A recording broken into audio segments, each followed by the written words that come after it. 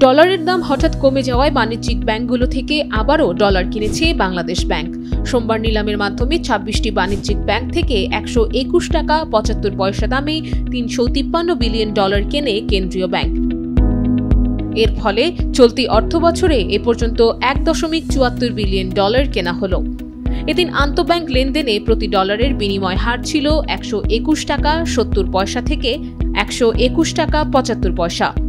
আন্তর্জাতিক মুদ্রা তহবিল IMF এর হিসাব অনুযায়ী রেমিটেন্স ও রপ্তানি আয় বৃদ্ধি এবং কেন্দ্রীয় ব্যাংকের ডলার কেনার কারণে দেশের বৈদেশিক মুদ্রার রিজার্ভ বেড়ে ২৫.৬৭ বিলিয়ন ডলারে দাঁড়িয়েছে। ওদের স্বপ্ন পূরণে পাশে থাকতে পেরে আমরা গর্বিত।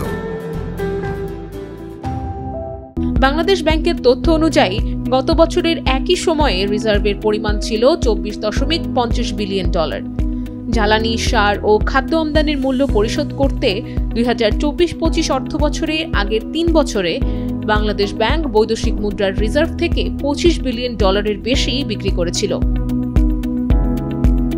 তবে গত বছরের আগস্টে গণ আন্দোলনের মুখে আওয়ামী লীগ নেতৃত্বাধীন সরকারের পতনের পর রিজার্ভ হ্রাসের কারণ দেখিয়ে সরকারি উদ্যোগে আমদানির জন্য ডলার বিক্রি বন্ধ করে দেয় কেন্দ্রীয় ব্যাংক। বিদেশি একটি গণমাধ্যমে দেয়া সাক্ষাৎকারে বাংলাদেশ ব্যাংকের গভর্নর হাসান এইচ মনসুর বলেন, সরকারের লক্ষ্য রিজার্ভ ৪০ বিলিয়ন ডলারে উন্নীত করা। তবে হঠাৎ ডলারের দর বেশি ওঠানামা বাজারের স্থিতিশীলতার জন্য ভালো নয় জানিয়ে বাংলাদেশ ব্যাংকের এক জ্যেষ্ঠ কর্মকর্তা বলেন, বাজার স্থিতিশীল রাখতেই ডলার কেনা হয়েছে। Nusrat Ananya, Daily Sun.